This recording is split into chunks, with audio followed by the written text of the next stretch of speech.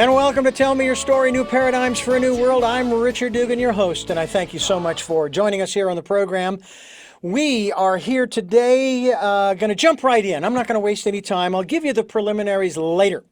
That takes about 2 minutes, but I'm going to spread it out over the program because today we're going to talk about recharging your life and igniting your power. Recharge your life and ignite your power with the power of your animal instincts. Trust your animal instincts. My guest is the author, Tabitha Scott. Tabitha, thank you so much for joining us on the program because it's one of those aspects that we talk about regularly that I throw out, and that is that I personally believe that nature is our greatest teacher. Welcome to the program. Me too. Thank you, Richard. I'm excited to be here. Well, I tell you, I am surrounded by animals constantly because, as I mentioned to you before we started, we have several different animals where we live. A big black king shepherd named Angus, he's 102 pounds. We have four cats. We used to have Aw. 9. But, Oh, as time wow. goes on, they pass, and that's just part of the process. We have, right now, we have 4 hens, 4 chickens, egg-laying hens. And then we have rodents running all over the place outside. We have owls. I think they're barn owls that Oh, kind of nice. like the tasty treat of the rodents.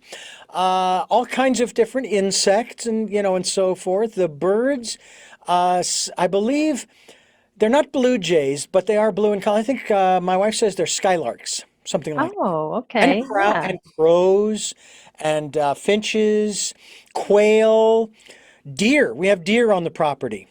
Beautiful. Used to have turkeys, a big giant flock of turkeys. Oh my gosh, I loved it when they came around, and we'd feed them some seed and so forth. Oh, it was wonderful. So I've had that influence in my life over the last, I'm going to say last 40 years, because even with my first wife, we had cats, and Hmm. she also had a guide dog, or actually Hmm. several guide dogs. Uh-huh. And so I've had animals probably since the early 1980s. Hmm. Not so much when I was a kid growing up. Yeah, And there is so much to learn from animals, there whether you have a absolutely single is. pet, and even if it's a bird. We've Hmm. had birds too, by the way, not just hens, but we also had lovebirds Hmm. and so forth.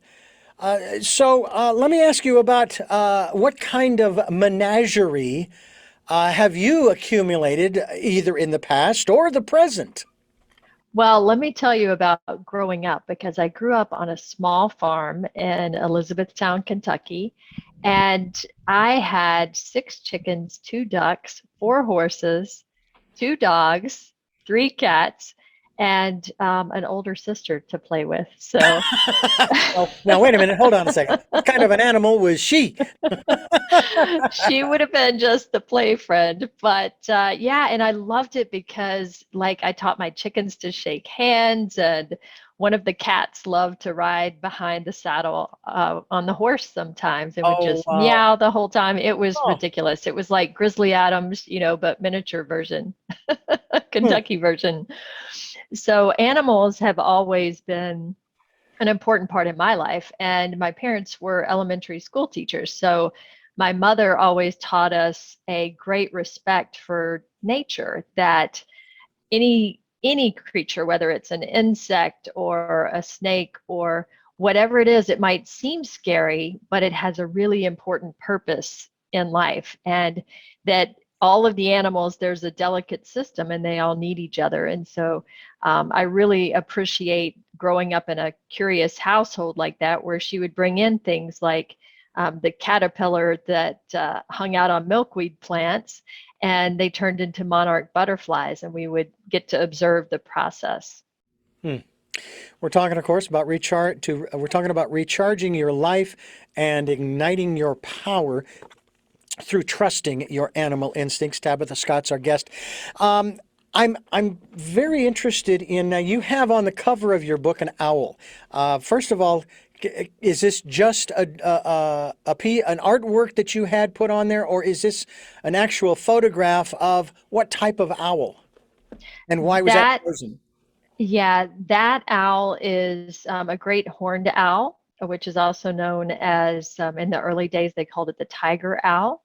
And it is something that the designer came up with, not knowing that the owl was my spirit animal that I mentioned in the book. I actually sent her a picture of me walking through a tunnel in the jungles of Costa Rica. And if you look closely in the owl's eye, you can see that picture of me walking through the tunnel. And I had sent her the graphics, and she didn't know what the book was about. And she said, I just felt this sense that I should use an owl. And we ended up loving it and putting the other photo in its eye to represent how our intuition is always there inside of us at all times. Oh, that's cool. I see that, and that's very cool. Um, First of all, I want to ask you how you found out that the owl was your spirit animal. Well, it's kind of an interesting story in that any of us have answers to from nature that we can glean, but we have to tune into it over time. And don't be afraid to keep asking, because it takes a while and it takes a lot of practice. So I am a certified energy engineer on the electrical side, but also on human biofield side. I've studied ancient and modern human energy healing techniques and the biofield. And because we're all made of electricity, and so are the animals, and so is the rest of nature, my theory is that that's how we can tune into animals or nature or each other, is because we all are just a series of electrical waves and is tuning in like you're tuning into the radio. And so I was just starting to learn about this phenomena of a spirit animal from people that were doing energy healing work. And many of them could actually see entities. They could see things that I cannot see, couldn't see.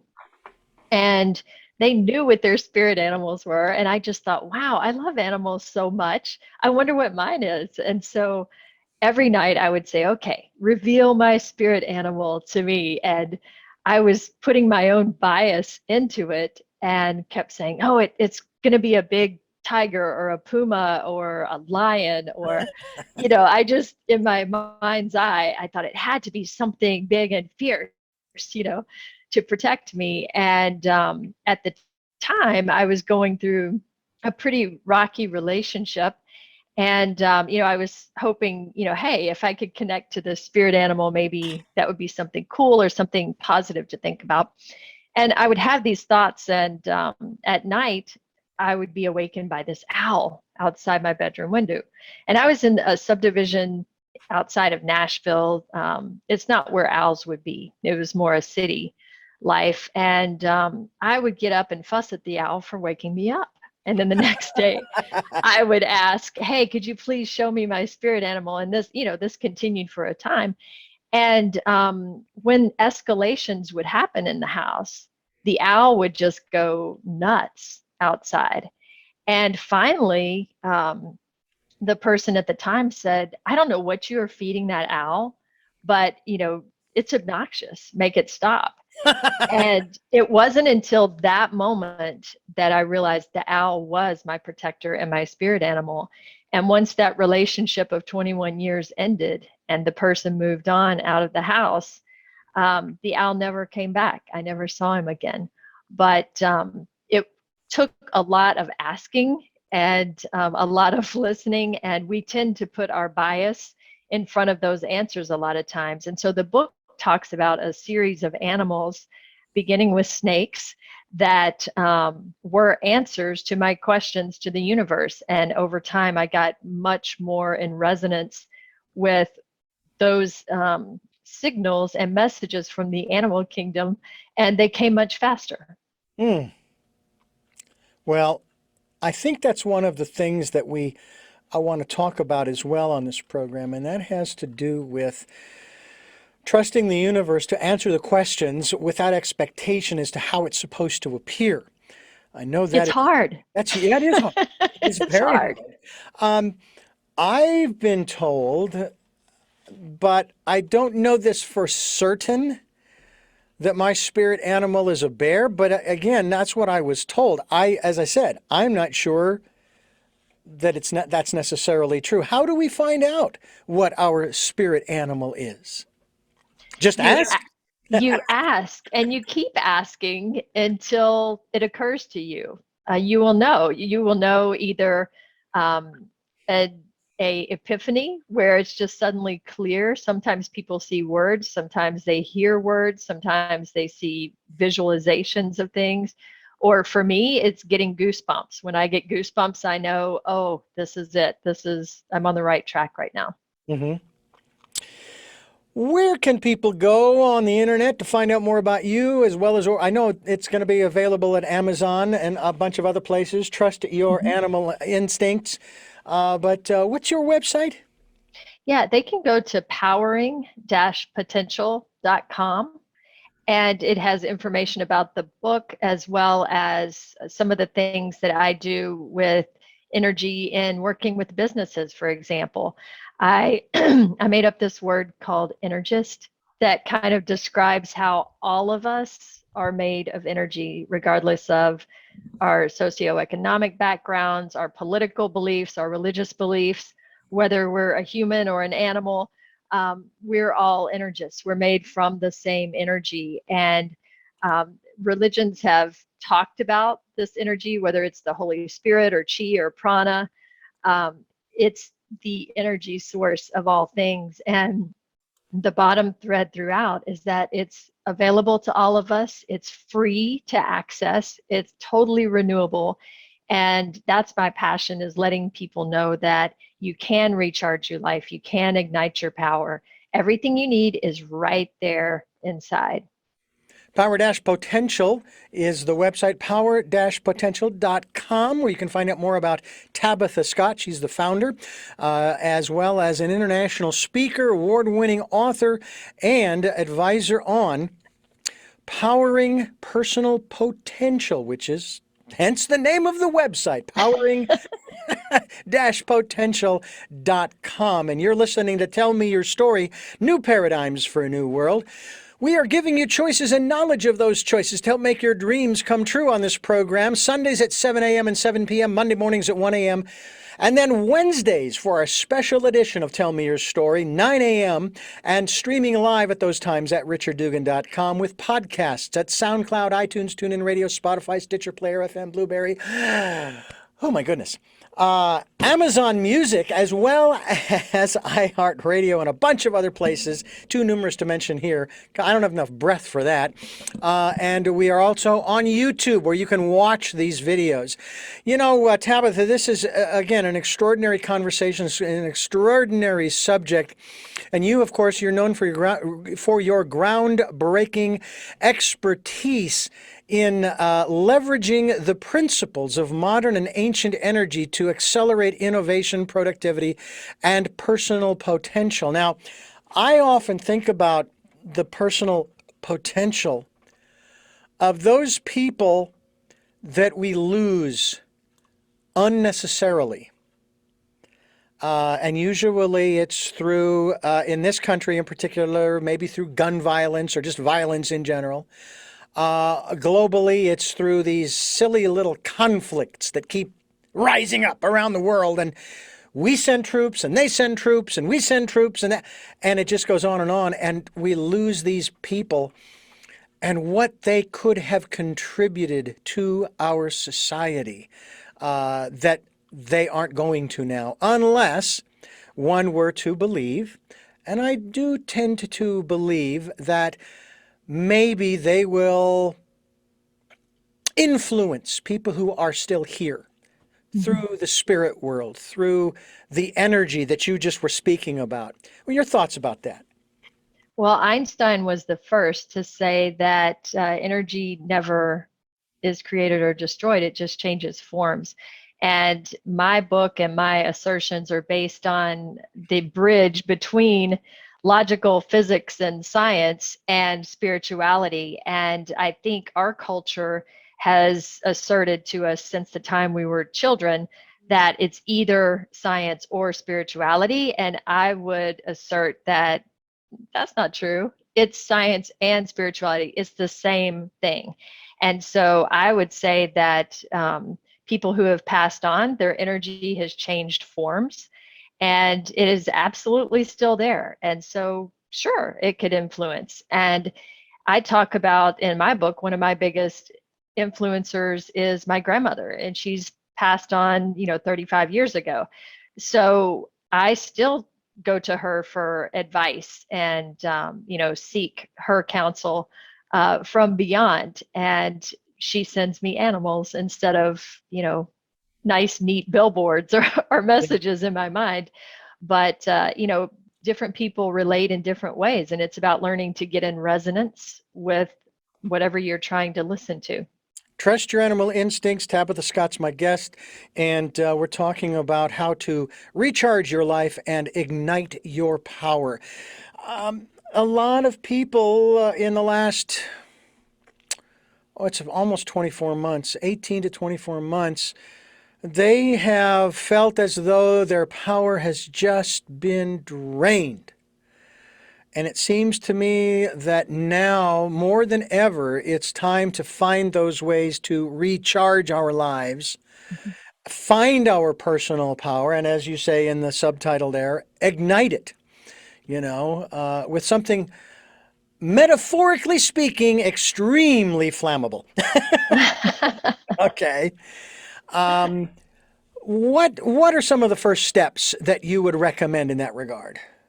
Yeah, we're feeling off balance. We're feeling drained because, as I said, we are electrical beings. If you listen to the language of people around you, he lit up a room. I feel burned out. I feel off balance. He's been transformed. We're in sync. They have a great vibe. And so, because it's all about the waves, then you want to be in a high vibe state. The way to get there, the easiest, quickest, most simple way. Um, is just to think of something that you enjoy doing. What are those things that you lose track of time when you're doing, that you find yourself subconsciously humming or you get goosebumps? Maybe it's watching your favorite team take the field. Maybe it's painting or playing an instrument. Maybe it's eating your favorite dessert. Whatever that is, make a list of those things. And when you're feeling really off balance, when you're feeling down, do one and then do another. And ultimately, a purposeful transformation is when you can find a way to do what you love and get paid for that. And that's why you see so many people leaving corporate life now in droves after COVID, because they have realigned their priorities and they are purpose driven people. And they don't want to be a cog in a machine anymore and drive and sit in an office and feel like they're not part of something bigger. So companies are waking up, people are waking up, and the best way to do it is find what you love and incrementally find these little waypoints to feel a little bit better and keep your vibe high. Well, I'll tell you, 2008, 2009, hundreds of thousands of people lost their jobs. I took no joy in that, but my observation was basically the same as what you've just described here regarding the pandemic in 2020, 2021. And I even would make the comment about all of these people whose jobs were lost. They were laid off. Companies were shut down because, whatever. And I said, I would say, I wonder how many of those people hated their jobs. How many of those people hated their jobs because it was the family business? Well, my dad did this, and my grandfather and my great grandfather, etc., my aunts and my uncles and my cousins. It was a family business, blah, blah, blah, blah, blah. And it's just it's my responsibility to keep this going for the family. And it's like, really? You think? You really do? You think that? I got some of the greatest advice from my father, who said, Richard, find a job that you love doing because you're going to do it. You'll be doing it for a long time. Don't get stuck like me. Now, my father did not stay stuck. He went to junior college in the 70s and he got his computer programming degree. That's when they used fanfold paper and punch cards. If you don't know what those are, Google it, people. Uh, we had lots of drawing paper. Let me tell you that right now. And he got unstuck. Now, my father is 90 years old this year. Amazing. We've got great longevity on both sides of the family. My mother, 87, this September of 2021. And they're doing great. My dad just had hernia surgery, so he's doing great. Back on the bicycle. It's actually not a bicycle that he rides around. It's stationary. But he gets up there and he pedals for maybe 20, 30 minutes, and then he's done. I say, so where'd you go? And he says, nowhere. That's My dad's a real great. literalist. That's great. Do you, and of course, now we're seeing the same thing happening. And back in 2009-10, we saw an explosion of entrepreneurial businesses. Mm-hmm. When the pandemic was called and we did something different, we shut things down. I couldn't believe it. I'm going, fantastic. We're no longer living in a world of insanity, doing the same thing over and over again, expecting a different result. We're doing something different. I've been advocating for 40 years, Tabitha. Shut down the airlines for 2 weeks when the influenza starts moving around. It'll be gone. Oh no, Richard, you're very naive. That will really put a death blow into the economy. As compared to 2020, I don't think so. 2 weeks. Stop people from moving around. And yes, wear your mask. I think it would be a good thing. Wash your hands. Keep a little distance when you hear people sniffling and sneezing and coughing and all of that stuff. And it isn't COVID, it's the flu. Or it's just a cold, that cold that we get every once in a while, supposedly. And man, it's over. So I was thrilled. And so I thought, oh my gosh, what opportunities are before us that we don't even know exist yet. Mm-hmm. That's part of what this is about in terms of, again, when you talk about trust your animal instincts, is the first step to try to look for and find your spirit animal? No, the first step is to look for and find the things that are holding you back. What are those pressures that are holding you back from being able to tune in? And what I mean by that, you just touched on it when you said how people say they should do a certain thing. They should do what their parents did, or they should work in the same corporate job. And we end up just shooting all over ourselves when we do that. And so you have to identify those and get rid of them. And that puts your brain in a place that you can tune into your intuition, and you can tune into the animals around you.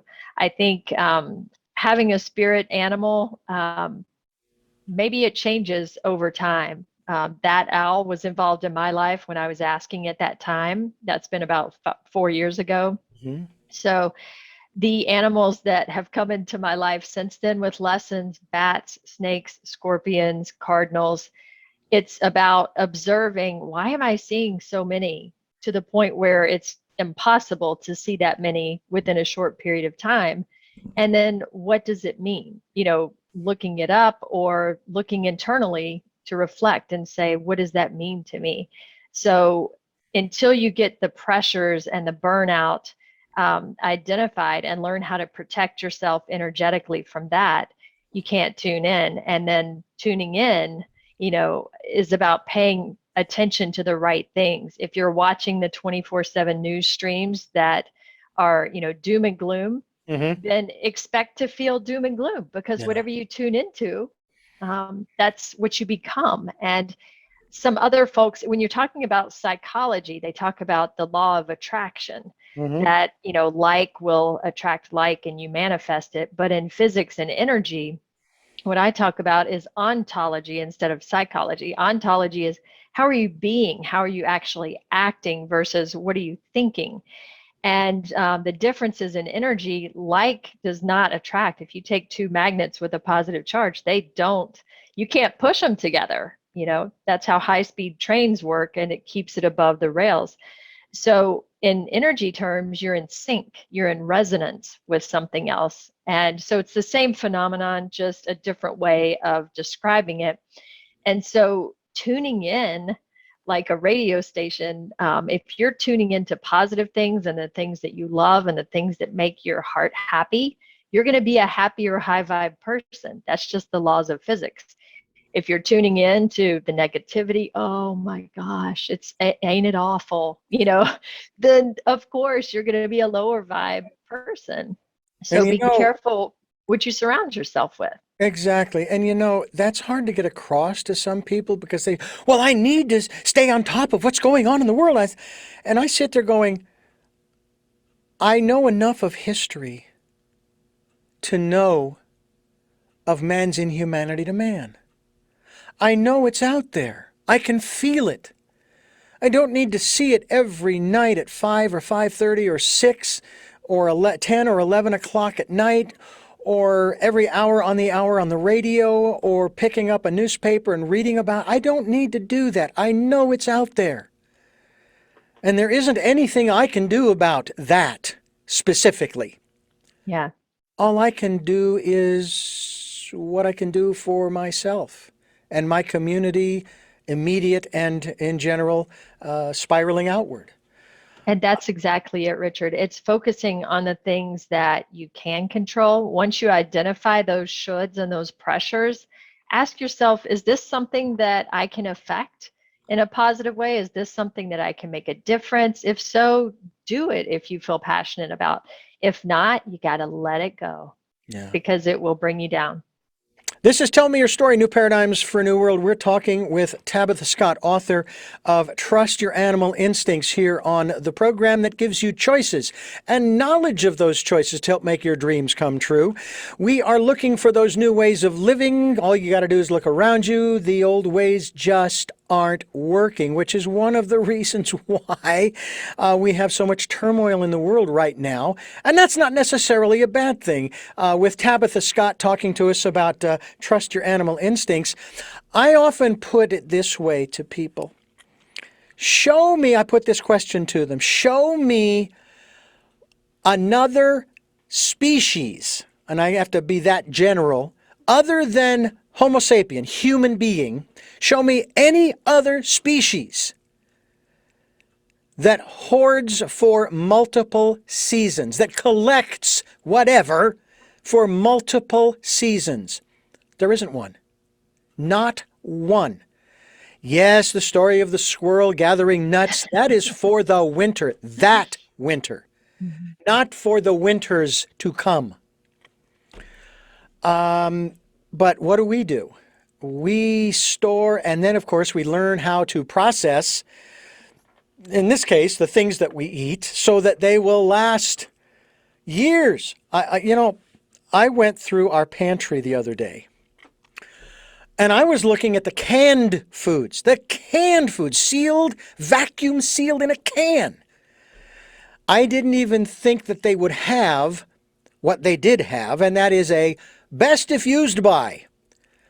There was stuff under there going back to 2006, 2007, 2010, 2012. Wow. Do you know what I did? What did you do? I threw them out. Because there's no guarantee that that's going to be any good. Right. And it's like, oh my goodness, we need to pull everything out of the pantry, put it up in the cupboards and start using it. And then we have all kinds of stuff in the cupboards too. I mean, it's just unbelievable. Let alone in the refrigerator, and that stuff goes even faster. But that is also true with all kinds of other, I'll call them commodities, if you will, or resources, if you will. Probably made a mistake doing this, but we would buy, and we use distilled water, okay, for drinking and cooking. And we give it to our animals as well. We were told by our vet that distilled water is better because it reduces the minerals that are in their body, and for cats in particular, prevents kidney stones, as we like to call them. They're crystal things that are really painful, especially for the cat, male cat in particular. I would take those empty bottles and I'd fill them with the well water that we would get from the tap, which is what we get. We get well water, which has all kinds of minerals in it. It's healthy, it's good, but again, it's coming from the ground and it has lots of minerals in it. and I would store, and I think at one point I had 100 or more 1 gallon plastic containers under the house. Wow. Yeah. I don't have any clue as to how healthy it would be to drink any of that year after, if it sits under there year after year after year. Um, I'm not even sure what to It's do. probably about what container it's in. If it's in plastic, it could take on some of the plastics. But there you are. I am storing You're, away 100 gallons of water for what? I'm probably going to end up pouring it out on the ground to water the grass or shrubs and trees, which it'll be fine for. So when you take a look at nature, when you take a look at animals and you get in touch with your spirit animal, is there I probably don't know the answer to this question, but I'm going to ask it anyway. Is there a particular definition or set of attributes, that's a better word, set of attributes associated or attributed to, in this case, your spirit animal, the owl, or is it something that each one of us has to or needs to connect with to figure out what those attributes are for us as an individual? I mean, are there some I general think attributes that apply to everyone and then more specific ones for each individual? How's that work? I think when it comes to the animal kingdom, it's all about the individual and how you relate and what you're in resonance with. And some people, for example, they might tune into people that are like them. Why do we think we have so much trouble with diversity in the business place, right? Because we tune into people that are like us, is what tends to happen sometimes. Or maybe you tend into the person that is the loudest and the most outrageous, and that's why you watch certain news shows or TV stations or follow certain politicians. And so focusing on what you tune into with your animals is going to be different as well. You might enjoy, the nice cat that will lie in your lap, or you might want, you might love to go on safari and love wild animals, birds, or different things. And so it really depends what resonates with you, and each person is totally different. Some people don't want to be close to animals and others want them around all the time. And so it's finding your tolerance and preference. And, even if you don't like them, maybe observing their habits. How are they working together? How are bees pollinating and doing things? When geese fly, they fly in that formation because it's the most efficient way to keep wind off of the one behind it. And they take turns being the one in front, taking on the wind at max capacity. So everyone gets a turn, everyone shares, and everyone's looking out for everyone else. And what are those cues from nature that we can learn to be kinder to each other? Yeah. I think of even wolf packs, and they have a hierarchy, the alpha and so forth, all the way down to what you might call the runt, the last one in line, so to speak. The last one in line pretty much for everything, including to eat. But that changes from time to time because the alpha gets old and it gets weaker, and there are challenges and all those kinds of things. But that is for the self-preservation of the pack that things like that happen. That Right. it's not a, I don't think that the beta, let's just say, male who challenges the alpha male and potentially wins is doing it out of a sense of wanting power and control like humans do. Yeah. Yeah. It's about, Humans are the only animal that are mean for sport. You know, yeah, maybe a cat, a domestic cat, but yeah. humans are very different in that way from the rest of nature. It's sad. One of the other aspects, too, as we continue here talking with Tabitha Scott about trust your animal instincts, we encourage you to recharge your life and ignite your power with the work that she is doing, and especially by virtue of going to her website, which is powering-potential.com, where you can find out more. And you can also pick up a copy of her book at amazon.com and a bunch of other locations. We hope that you will do just that as we continue here, here on Tell Me Your Story. New paradigms for a new world. We're giving you choices and knowledge of those choices to help make your dreams come true as we talk with Tabitha Scott about this whole aspect of animals and our spirit animal, totem animal. Same thing or something different? Totems are signs that we receive. So I would call, when I was asking about a spirit animal, the owl came up, kept coming to my window. Totems are just signs. So asking, should I quit my job, and then seeing snakes over a period of time and eventually figuring out it meant shed your skin. They get rid of their skin so they can grow into their potential. They literally are held back as long as they hold on to it. Hmm. It also gets full of parasites sometimes, and they have to shed it to keep from getting sick, which is what happens when you get too burnt out or too stressed out. You have to let go of that. And so totems are answers or signs that you would get. Okay. All right. So we've differentiated there. Um, I've often thought too, especially when it comes to domesticated animals and dogs specifically, but cats, I suppose, you get same category as well. Um, when you are trying to train an animal to, as we phrase it, to behave, to do what we want it to do. One of the things that I learned early on was that that is not what you should be doing. Yes, you can train a dog, and we've trained Angus. Actually, it was another German Shepherd who actually trained him. I think it had to have been by osmosis because they never spent enough time together. He did not care for other dogs. And yet he learned from this other shepherd to sit and then lie down for his cookie. And he didn't do that before this shepherd came along. So I don't know if it was something telepathic that she transmitted to him. But the one lesson that I learned was not to try to keep him from misbehaving, from doing that which I didn't want him to do. It was to understand why he was doing what it was that maybe upset me or was concerning me as to his behavior. And do you think that a lot that people that's the problem, is that they're trying to get the animal to conform to their rules rather than trying to understand where the animal is coming from. And that's sort of what the animal's trying to tell them through this behavior. Yeah, I think that's a very interesting point, Richard. And it's fun. The company that I work for in my day job, Southern Growth Studio, does deep insights anthropology work with customers, but also they've done it with pets. And one of the insights was around pets that misbehave. And it was so interesting to uncover that we put our human paradigms onto the pet versus thinking, why are they barking incessantly when you leave? Are they afraid?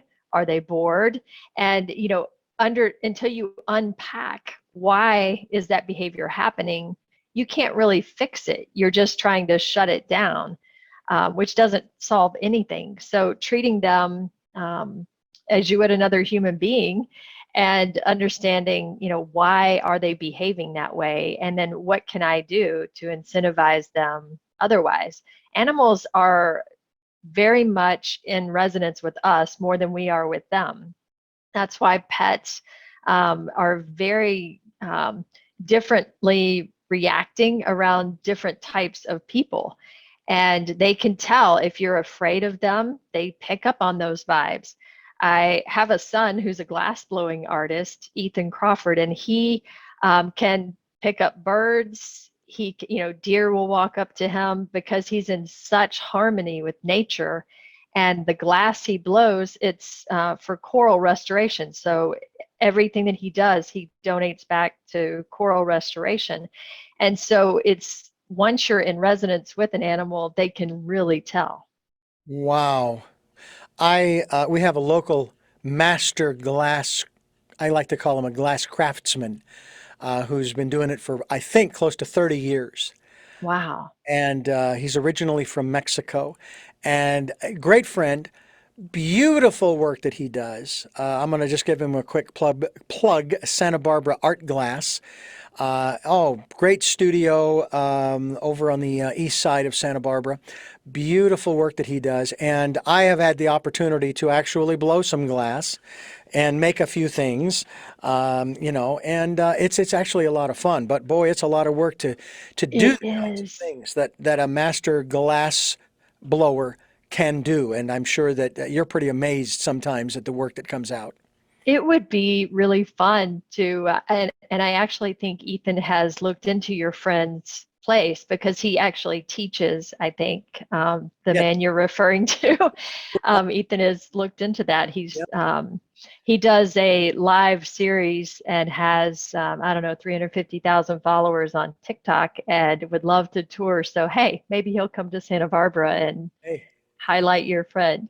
Come on down. It's not my forte. I want to be doing this. I want to be going through glass, especially because I don't want to burn my hands, burn my fingers. It can happen, but he's very careful. He's very good. He's very astute, and his two sons are involved in the art. Not so much Oh, fun. doing the glass blowing, but the other one is doing other things in the whole art realm, and it's incredible.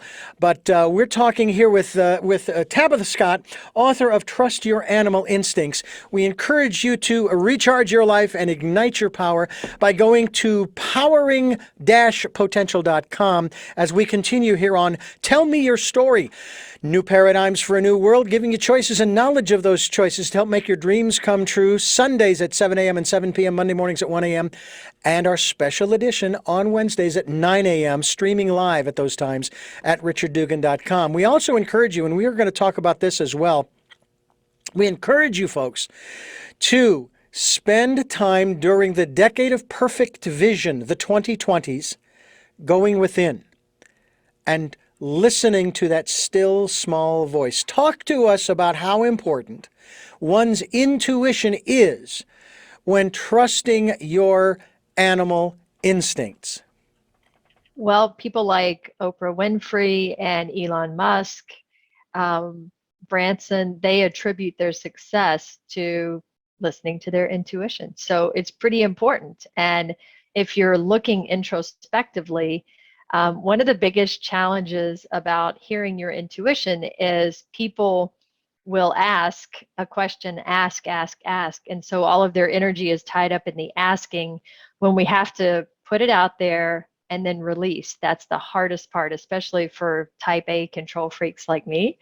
That's great in business, but it stinks with listening to your intuition. And so you have to put it out there and allow it, listen, just allow, and don't listen too hard, just allow, and it will come. And what I tell people is to get to that state. Not everybody is a yogi that can sit cross-legged and meditate and tap in that way. Right. For me, if I go for a long hike first, or when I get physically tired, my mind will slow down enough to start to hear more of those cues. But watching your body for signs like goosebumps or subconscious humming in your happy, freeze at that moment and say, what am I doing right now? If you see an unusual animal, maybe it's a fox or something that you don't see day to day, and you see it more than once, where is it? What are you doing? What are you thinking about at the time? And so it's treating life like a little puzzle that you're curious about versus, I need all the answers right this minute. And it will be more fun and it will come to you faster. Yeah. I want patience and I want it now. I used to pray for that, and then I had a son, and then I prayed for it even more, and I had another son, so I quit asking. So you stopped praying because you'd your quota. I just prayed about something else. I see. Okay, there you go. Changed the focus. Changed the focus.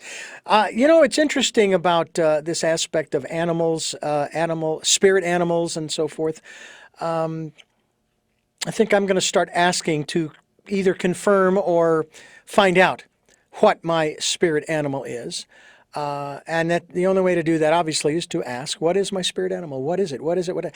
And I've often wondered too about the animals that cross our paths. We were driving down the highway that we come down every day, and it was far enough in the distance. It was not in any danger, but it was a fox that raced across perpendicular to us. And the first thought was, I wonder what that means. Or a crow that flies in front of us and seems like it's not, it's like it's oblivious to our presence and that we're going to hit it, but it flies off. What does that mean? What is the universe trying to tell me? Is that anything? Is there a correlation between those happenings and our spirit animals? I think spirit animal itself is more of something that it goes back to a lot of Native American practice and different practices from the past. So spirit animal is more of a way, a nomenclature to define what is one overarching thing that defines my spirit the most. So they would name their children in that tradition, for example. Whereas I think animals that you see in general, it's kind of like the people that you meet on the street. You know, you get different lessons from different people. If you see someone paying it forward in the coffee shop and buying, you know, the person's coffee behind them, that's something you witness and you get a vibe and a feeling from that. And so that's like seeing your crow or seeing, you know, an animal along your path.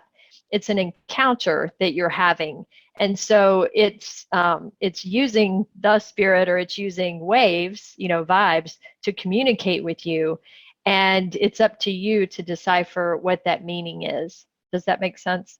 It does. We had a gal on some years ago who talked about dreams and dream interpretation, and she would assist people in drawing out the details of the dream, but Hmm. would not define those details for them, that they had to do that because Yeah, you for can't. every person it's different. Right, I mean, a train for you is something different than if it was a train for me. right. Mine might be a steam locomotive and yours might be one of those electric trains that's hovering, those magnetic trains in China. That's right. That's right. Hovers above the tracks and flies at 600 miles an hour. It's really, really something. I wonder too, are you in touch with, do you pick up, I don't want to necessarily, maybe more intuitively than, say, telepathically, on the animals that are in your life in terms of, shall we say, what they're trying to say or tell you, even if it's just to tell you how much they appreciate you, how much they love you. Thank you for taking care of me, for feeding me, for cleaning my cat box, for whatever, those kinds of things. I think so. And I think many of us do more than we realize. And if you feel happy inside and you're around an animal, chances are they are happy. And so, you know, so it's what are you resonating with that animal? I feel like because I've spent time growing up with animals and in nature, because I'm very in tune with them, sometimes more than people, because people are kind of hard to read sometimes and very guarded. Yeah. Whereas the nature around us and animals, they don't have those filters. They are just being themselves all the time. And so I think they're actually a lot easier to read than people.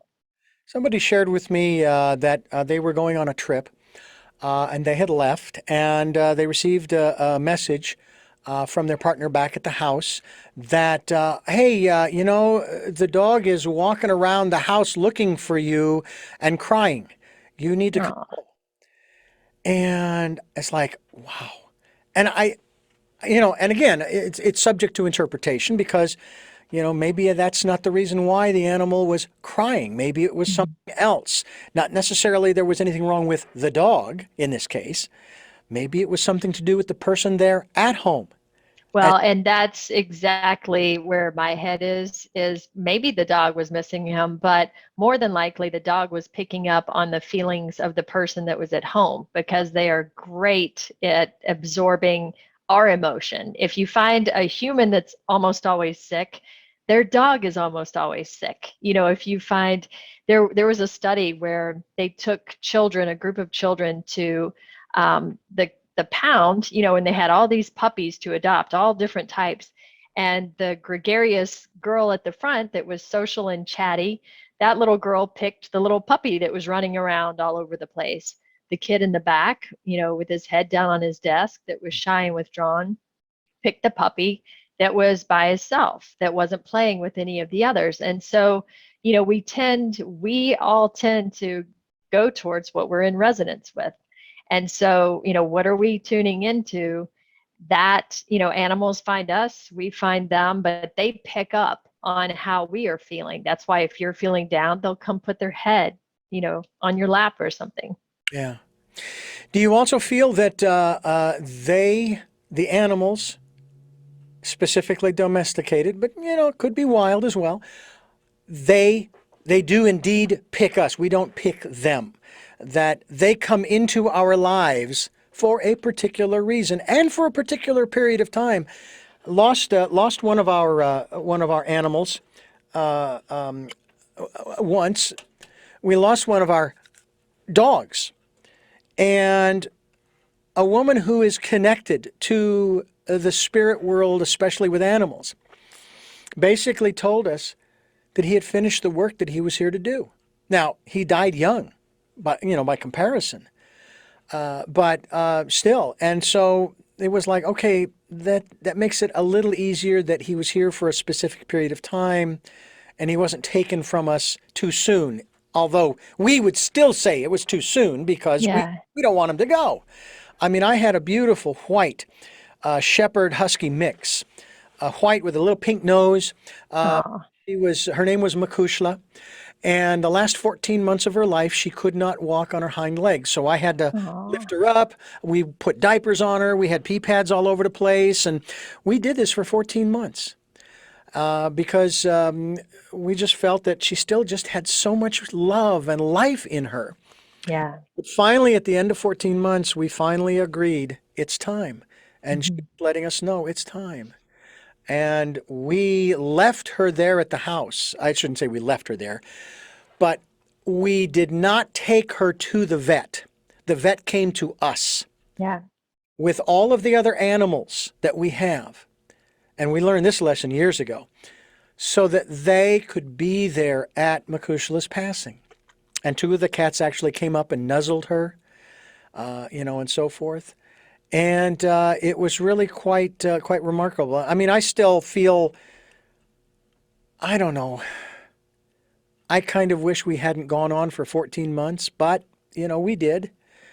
And the same person who shared with us the information from the spirit world of the other animals shared with me about Makushla after her passing and saying, "Oh, I'm free of that body, and I will be with you over your right shoulder," I think it was, watching over you and helping you along the way. You've obviously, you've told us that you've had animals in your life that have come and gone. Do you still sense them? I still remember them. I still often dream of them, or, I might have a pet that seems eerily similar to them. Mhm. Um, so I haven't tried to communicate directly with those that had passed on. And, but you dream about them, and I do think that they were there for a place and time. And what you said about the other animals processing it, and they can actually see the spirit leaving. They can see those things. When we had a beautiful white boxer that we rescued from the pound, and when he passed, my son, he had a cancer. And so at the end, um, he went through a process, and it was a natural death. And my older son, who went through undergrad medical programs, was explaining what was happening with his body. And the other dog from another room in the house came in at precisely the moment he died, gave him a little nudge with her nose, and then laid down for just 2 or 3 seconds and then left. Mm. Literally, how did she know to come in at that exact moment? And, what did she say to him? Mm. Wow. Beautiful. So I think it's about understanding their process. And I had a friend in Tucson who had a pair of doves outside her home, and one of them flew into the window and passed, and she removed it. She didn't know that it needed to stay there for the other one to reconcile that it had passed. And so the mate, the girl, is still waiting at the window for the male to come back because they mate for life. And, it's been many, many months now. So it's a great thing that you did, I think, in my opinion, to allow that natural process to take place as much as possible. Yeah, it was one of the lessons we learned because back in Phoenix, we had a pack of 4 Siberian Huskies. They were a sled team, mother, father, and 2 siblings. And the father went first, followed by the mother, followed by the sister. And the brother was the last one left. And each time we took them to the vet. And the brother, upon losing his sister, I've never seen an animal grieve. Hmm. And when people say that animals don't have souls, I'm going, I don't think so. I think you're wrong. Yeah. They feel, they grieve. Why would they grieve over a loss if there wasn't some level of connection, of compassion, of love, of understanding, of what they've lost? And to me, that signifies that they have a soul. And that's when Mhm. Makushla came into our lives. She became a caregiver for him because he was the elder, as far as the elder brother. Mhm. And so she was there for him. Then we moved here to Santa Barbara, and we think we gave him an extra year of life, getting him out of the Phoenix heat. Mhm. Then Makushla was with him when he passed. And again, it's I think it's just so important to allow the animals that are there to experience that, to have that opportunity to, then they know what has happened. Yeah. You take them out of the home and you take them to the vet and put them down, then they have no clue. They don't know where they went. It's just confusing. It's very confusing. So we learned that lesson very, very early on because we got a call at work that morning. Your dog is howling like crazy. Hmm. And again, so when we got Makushla, that settled him right down because at least he had somebody there because he was used to having a companion. Yeah. Somehow they just clicked. And it was beautiful. And so was she. We're talking with Tabitha Scott, author of Trust Your Animal Instincts here on Tell Me Your Story. It's New Paradigms for a New World. We are giving you choices and knowledge of those choices to help make your dreams come true. Sundays at 7 a.m. and 7 p.m., Monday mornings at 1 a.m. Wednesdays, the special edition of Tell Me Your Story, 9 a.m., streaming live at those times at richarddugan.com. And if these programs resonate with you folks, if you like our subject and our guests and you go to their website and all this good stuff, and you'd like to support the work that we are doing to try to bring these kinds of guests to you and get this information out there to try to make this a better world for all of us, I mean all of us, animals and humans combined, and you'd like to support the work we're doing financially, we have a PayPal account for your security as well as ours. Just go to PayPal and go to send and put in my email address, richard@richarddugan.com. Any amount is gratefully accepted. And we really do appreciate those who have helped and who will help. Thank you, thank you, thank you. And again, participate in the Decade of Perfect Vision, the 2020s. Spend that time in that quiet, peaceful, calm place, listening to that still small voice, or maybe even tapping into the voices of the critters that went on before you, who were in your life years ago. I have not actually spent a lot of time doing that, but I know she's there, Makushla. I also had a dog named Alfie, and he was a Chow. Let's see, he was a Border Collie Chow mix. And I I put it this way, I lost him in the divorce, and then they ended up putting him down because he was nipping at everybody. And I'm as soon as I heard that, I'm going, yeah, and I know why he was Because nipping, he's a herding dog. hurting, because I wasn't there. And unfortunately, Oh, we couldn't take him with us because we had that pack of 4 Siberian Huskies. And when we brought him over and they were in their run, nice big run for them and separated by a fence, he was walking around the yard and he was drooling, which showed that he was afraid. So it just wasn't going to work. And so we just weren't able to take him. And I really feel badly about that, but I think it was safer for him in the long run. So, and that's really unfortunate. And I know that there are those who would argue that there's no such thing as a bad dog, as just bad humans who train them badly. I don't know. All I know is that if you don't show fear and you are respectful of their space, do not get. You hear about these kids in particular, but adults too, who get in the face, especially of dogs, and it almost doesn't make any difference what breed it is, and they get bit. And it's like, yeah, because you got too close. You invaded their space without getting permission. You know?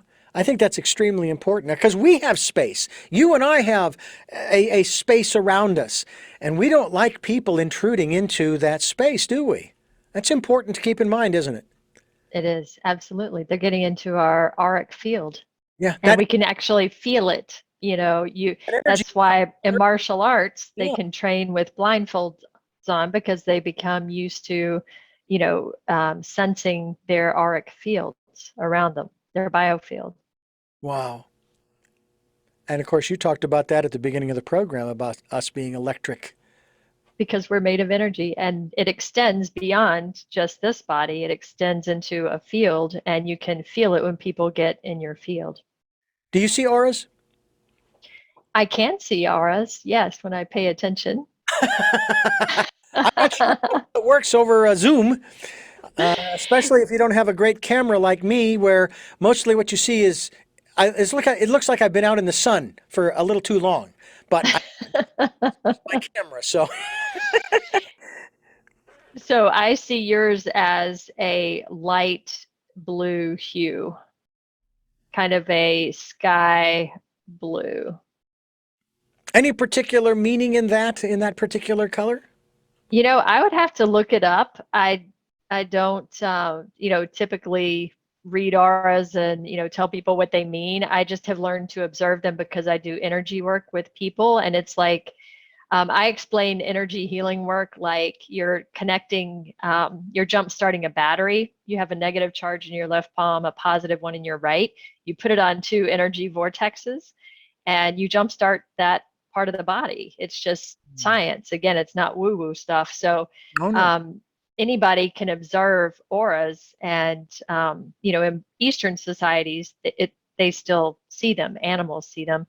Yeah. So you just have to work on the rods of your eyes. So if you turn out the lights, that's how you enhance and improve the rods of your eyes versus the cones, which is what we're used to seeing. So Well, I know that when you do this, if you do this just right, you can feel pressure between the head. yeah, and you can see it if you do it, especially a white wall is great to have behind you or in front of you.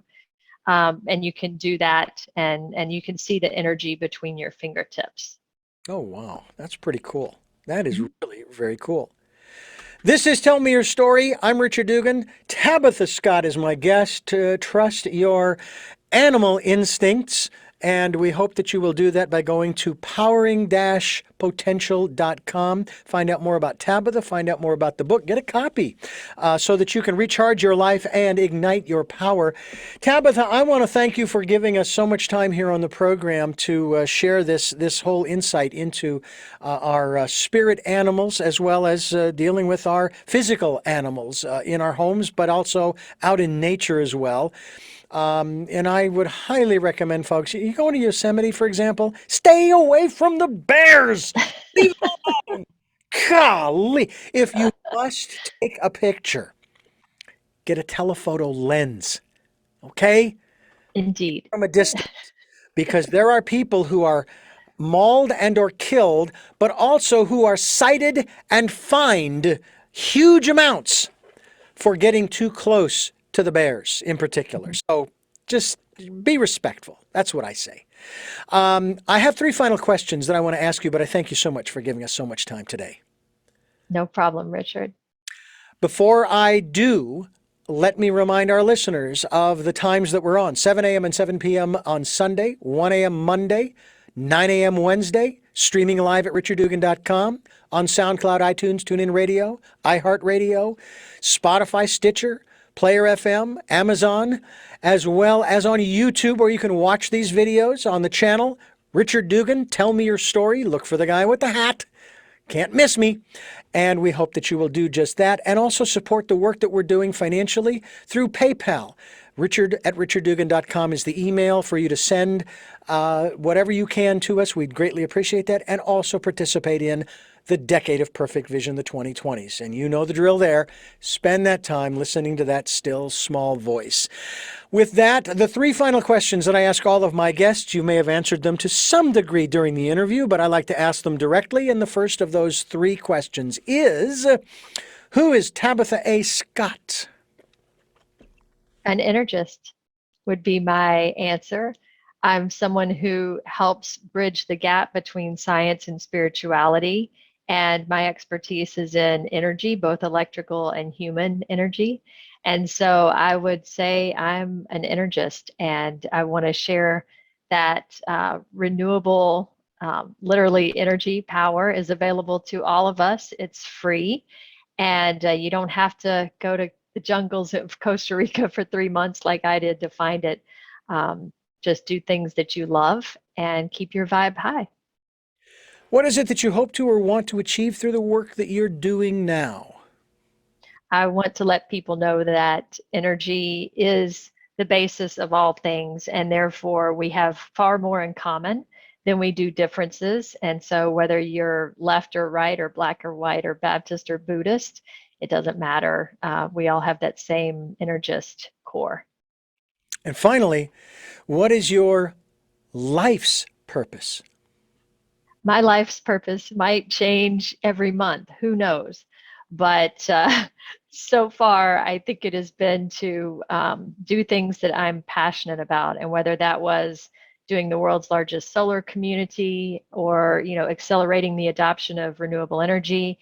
Now it is helping people understand that we're all made of energy, and so we have the capacity to recharge, to help each other, and to spread love. And who knows what it'll be next. Powering-potential.com is the website. We will be linked to your website so people can go there while they're listening to or even watching the interview.